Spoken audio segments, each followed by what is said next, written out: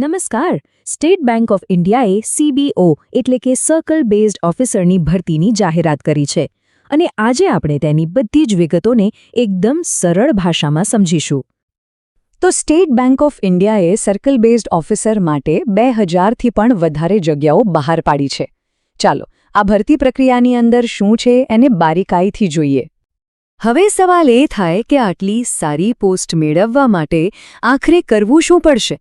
બસ એ જ સવાલનો જવાબ આપવા આપણે આખી ઓફિશિયલ નોટિફિકેશનને એક સિમ્પલ રોડમેપમાં ફેરવી નાખીશું. આખી ભરતીની સફરને સમજવા માટે આપણે 5 મુખ્ય બાબતો પર નજર કરીશું. આ તક શું છે? કોણ અરજી કરી શકે? પસંદગી કેવી રીતે થશે? અરજી કરવાની રીત અને છેલ્લે આ પદ પર પગાર અને કારકિર્દી કેવી રહેશે?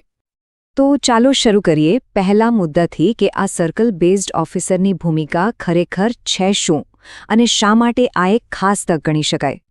જો CBO પદનો આખો કોન્સેપ્ટ જ એની ભૌગોલિક સ્પેશિયાલિટીમાં છે. મતલબ કે આ એક એવી જોબ છે જે કોઈ ચોક્કસ વિસ્તાર પર ફોકસ કરે છે અને એટલે જ એ વિસ્તારની સ્થાનિક ભાષા આવડવી ખૂબ જ જરૂરી બની જાય છે.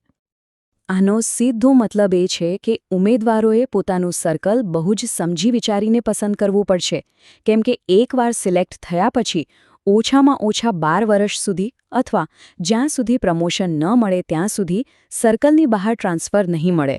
એટલે કે આ એક લાંબા ગાળાની કમિટમેન્ટ છે.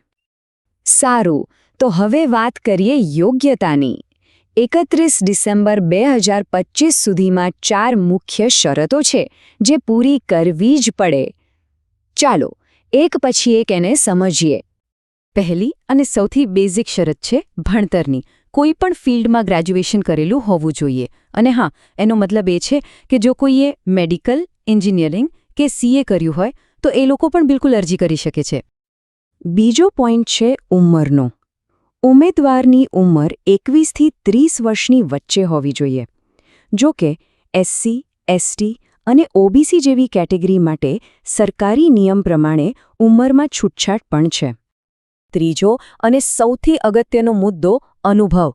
કોઈ પણ શેડ્યુલ્ડ કમર્શિયલ બેંક કે પછી રિજનલ રૂરલ બેંકમાં ઓફિસર તરીકે ઓછામાં ઓછો 2 વર્ષનો અનુભવ ફરજિયાત છે. આ વાત સ્પષ્ટ કરે છે કે આ ભરતી ફ્રેશર્સ માટે નથી, પણ અનુભવી બેન્કિંગ પ્રોફેશનલ્સ માટે છે. અને છેલ્લો, ચોથો મુદ્દો છે સ્થાનિક ભાષાનું જ્ઞાન. જે સર્કલ પસંદ કરો એની ભાષા વાંચતા, લખતા અને સમજતા આવડવી જ જોઈએ. અને જો ધોરણ 10 કે 12માં એ ભાષા વિષય તરીકે ના ભણ્યા હો તો નોકરી મળતા પહેલાં એક લેંગ્વેજ ટેસ્ટ પણ આપવી પડશે. હવે યોગ્યતાની સાથે એ પણ જાણી લઈએ કે કોણ અરજી નથી કરી શકતો. જે લોકો હાલ SBIમાં ક્લેરિકલ કે સુપરવાઇઝરી પોસ્ટ પર છે અથવા જેમણે પહેલાં SBIમાંથી ઓફિસર તરીકે રાજીનામું આપ્યું હોય એ લોકો આ ભરતી માટે પાત્ર નથી. ઓકે, તો લાયકાતની વાત તો થઈ ગઈ. હવે જોઈએ કે પસંદગીની પ્રક્રિયા કેવી રીતે આગળ વધશે. આખી પ્રોસેસમાં ટોટલ 4 સ્ટેજ છે. આખી પ્રોસેસનો રોડમેપ એકદમ ક્લિયર છે. સૌથી પહેલાં ઓનલાઇન ટેસ્ટ, પછી ડોક્યુમેન્ટ્સ અને અનુભવનું સ્ક્રીનિંગ, એ પછી આવે છે ઇન્ટરવ્યૂ અને છેલ્લે ભાષાની આવડતની ચકાસણી. પહેલો પડાવ છે 2 કલાકની ઓનલાઇન ઓબ્જેક્ટિવ ટેસ્ટ. અને અહીંયા એક ખાસ વાત ધ્યાનમાં રાખવા જેવી છે. દરેક સેક્શન માટે અલગ ટાઈમ છે અને ખોટા જવાબ માટે કોઈ નેગેટિવ માર્કિંગ નથી. એટલે ટાઈમ મેનેજમેન્ટ અહીંયા બહુ જ ક્રિટિકલ બની જશે. જેવી ઓબ્જેક્ટિવ ટેસ્ટ પૂરી થશે તરત જ એ જ કમ્પ્યુટર પર 30 મિનિટની ડિસ્ક્રિપ્ટિવ ટેસ્ટ આપવાની રહેશે.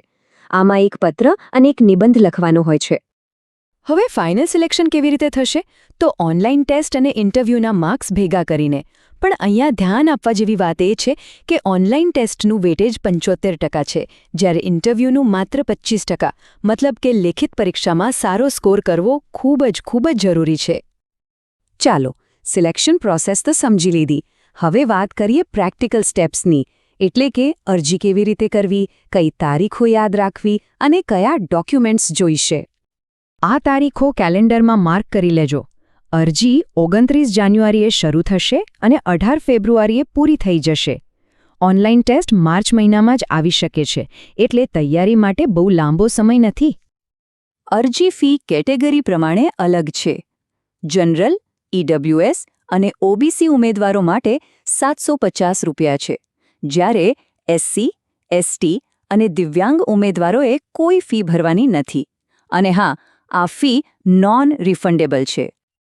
ઓનલાઈન એપ્લિકેશન ફટાફટ અને ભૂલ વગર ભરવા માટે અહીં બતાવેલા બધા જ ડોક્યુમેન્ટ્સ જેમ કે ફોટો, સહી, માર્કશીટ, અનુભવના પુરાવા આ બધું સ્કેન કરીને પહેલેથી જ તૈયાર રાખવું સારું રહેશે. અને છેલ્લે આવીએ એ વાત પર કે આ બધી મહેનત પછી સફળતા મળશે તો શું મળશે? શરૂઆતમાં બેઝિક પે 48,480 રૂપિયા છે. પણ આટલું જ નથી. આની ઉપર 2 એડવાન્સિંગ ઇન્ક્રીમેન્ટ અને બેંકના નિયમો મુજબ મોંઘવારી ભથ્થું, એચઆરએ, મેડિકલ જેવી ઘણી સુવિધાઓ પણ મળે છે. એટલે કે પેકેજ ઘણું સારું છે. તો આ હતી એસબીઆઈ સીબીઓ ભરતીની આખી બ્લુપ્રિન્ટ. એક એવી તક જે અનુભવી પ્રોફેશનલ્સને સ્થાનિક સ્તરે રહીને કામ કરવાની તક આપે છે અને સાથે એક સારો કારકિર્દીનો માર્ગ પણ. હવે અંતિમ સવાલ એ છે કે શું બેન્કિંગ કારકિર્દીમાં આગળ વધવા માટે આ તક લેવા માટે તૈયાર છો?